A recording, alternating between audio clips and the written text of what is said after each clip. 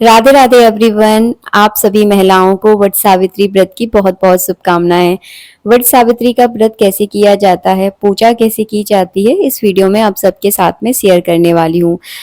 तो हमारे यहाँ पर हम लोग जब तक वट सावित्री व्रत की पूजा नहीं कर लेते तब तक पानी भी नहीं पिया जाता, और पूजा करने के बाद हम पानी पीते हैं। उसके बाद आपके घर में जो भी खाना बना है वो खाना आप खा सकते हैं, लेकिन लहसुन प्याज आपको नहीं खाना होता है।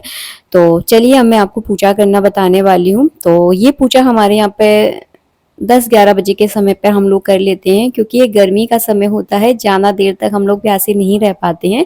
इसीलिए हमारे यहाँ पर तो ये 10-11-12 बजे तक ये पूजा हो जाती है।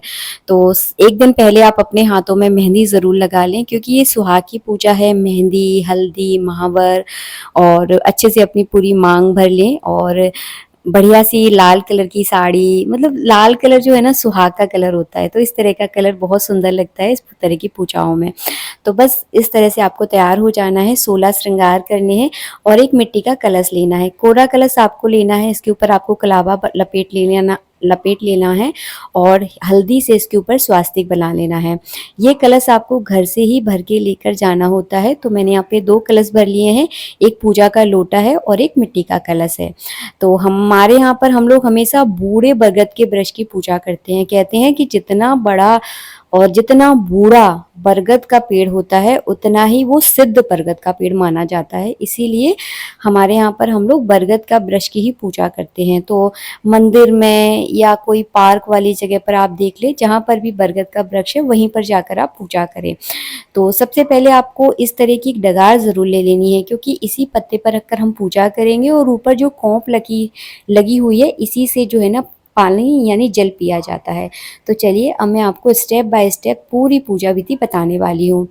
देखिए, बट सावित्री की व्रत में आप अकेली पूजा नहीं करने वाली होती, बहुत सारी न जाने कितनी सारी महिलाएं होती हैं जो बट वृक्ष यानी बरगद के नीचे बैठकर पूजा करती हैं। तो आप ज़्यादा विधि विधान से पूजा नहीं कर पाओगे, क्योंकि इस दिन बट सावित्री अमावस्या के दिन बट वृक्ष के नीचे बहुत ज़्यादा भीड़ होती है। तो सबसे पहले आप जो मिट्टी के बर्तन में जल लेकर गए हैं, सबसे पहले एक परिक्रमा लगाते हुए बट वृक्ष पर आपको जल चढ़ाना है। उसके बाद जो है ना हल्दी से छोटी सी जगह को आपको अच्छे से लीप लेना है, उसी जगह पर आपको हल्दी से स्वास्तिक फैला लेना है। फिर आपको एक बट वृक्ष का पत्ता लेना है, मिल जाए तो ठीक है, नहीं मिले तो कोई दिक्कत नहीं है। इसको धो ज़रूर लीजिएगा, क्योंकि पक्षी वगैरह बैठते हैं ना, थोड़ा गंदा कर देते हैं इसको। तो मैंने अच्छे से इसको धो लिया है। इसी के ऊपर हम गौरी गणेश की स्थापना करेंगे। मैं घर से ही सिपाड़ी की गौरी गणेश लेकर आई हूँ, आप चाहें तो मिट्टी की भी बना सकते हैं। आपके पास देखिए जितना समय हो उस हिसाब से देख लीजिएगा। मैं तो सिपाड़ी के गौरी गणेश लेकर जाती हूँ। ये है कथा की पुस्तक। अगर आपके यहाँ पर सभी महिलाएं साथ में बैठकर कथा करती है तो आप उनके साथ बैठकर कथा कर लीजिए। अगर नहीं करती है तो अपनी कथा की पुस्तक लेके जाइए, सही रहता है।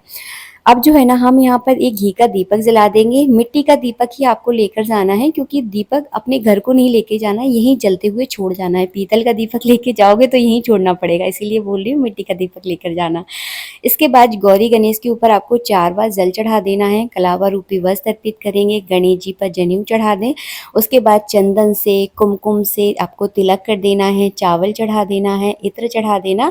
इसके बाद बट वृक्ष के ऊपर आपको हल्दी से स्वास्तिक बनाना है। तो हल्दी को थोड़ा सा गीला कर लें, और इस पूजा में हल्दी की बहुत आवश्यकता होती है। तो सब कुछ रख लेना, लेकिन हल्दी को मत भूल जाना, हल्दी रखना बहुत ज़रूरी है। तो बस मैंने यहाँ पे हल्दी से अच्छे से स्वास्तिक बना दिया है।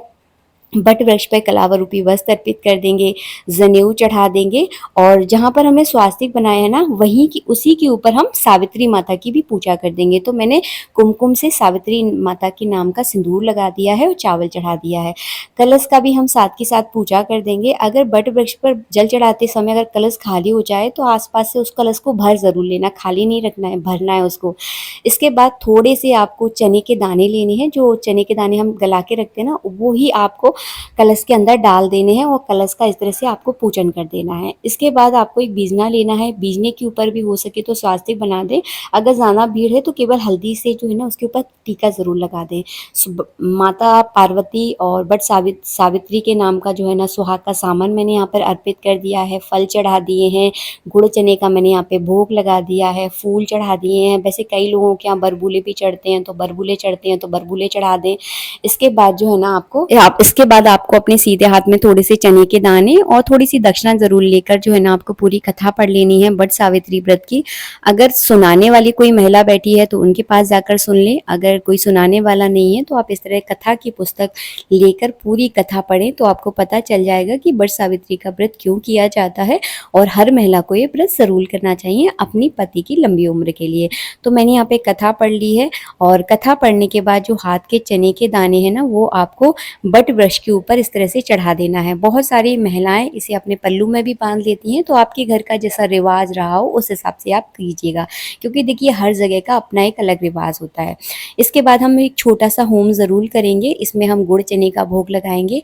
तो मैंने कपूर लेकर आई थी, थोड़ा सा उपला लेकर आई थी, तो उसी पर मैंने घी की आहुतियाँ दे दी हैं। गुड़ का 5 बार मैं इसमें भोग लगा दूंगी। अगर आपके यहाँ मीठे बरगुले चढ़ते हैं तो वो भी आप चढ़ा सकते हैं इसमें। कुल मिलाकर मीठे का इसमें भोग लगाना होता है। इसके बाद जल का इस तरह से अर्घ दे दें, हाथ जोड़कर प्रार्थना करें। कर वट वृक्ष के ऊपर कच्चा सूत बांधेंगे। अगर आपके पास कच्चा सूत है तो उसमें थोड़ी सी हल्दी लगा लें, अगर कच्चा सूत नहीं है तो कलावे का भी आप प्रयोग कर सकते हैं। तो इस तरह से आपको कलावा को इस तरह से अच्छे से बांध लेना है एक जगह पर, फिर पूरी एक परिक्रमा करते हुए चारों तरफ जो है ना आपको कलावा इस तरह से लपेट देना है। कुछ लोगों के यहाँ 7 परिक्रमा देते हैं, कुछ लोगों के यहाँ 5 परिक्रमा देते हैं। तो देखिए आपके पास जितना कलावा हो उस हिसाब से परिक्रमा ज़रूर कर ले। तो मैंने यहाँ पे 5 परिक्रमा कर ली हैं। इसके बाद जो है ना मैं आरती करूँगी। तो इस तरह से आपको आरती करनी है, खड़े होकर ही आरती करें क्योंकि वट वृक्ष बहुत बड़ा होता है, तो आपको खड़े होकर ही जो है ना आरती करनी है। आरती करने के बाद आपको जल का अर्घ दे देना है।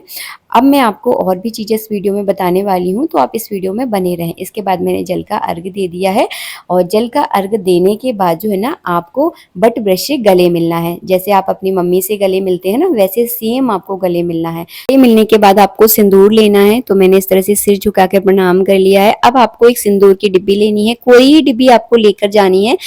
अपनी छोटी वाली उंगली को अपने पल्लू से इस तरह से लपेट लेना है। सबसे पहले हम गौरी जी हमने विराजमान की है उनसे इस तरह से 3 बार हम सिंदूर लेंगे।